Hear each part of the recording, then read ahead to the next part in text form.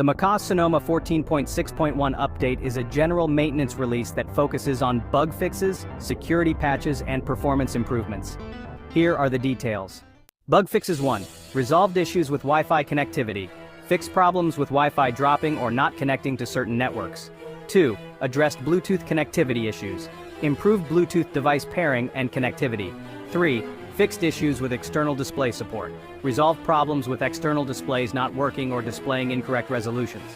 4. Improved Safari stability. Fixed crashes and hangs in Safari. 5. Resolved issues with Mail app. Fixed problems with sending and receiving emails. Security patches 1. CVE 2024-1234 patched a vulnerability in the kernel that could allow elevation of privileges.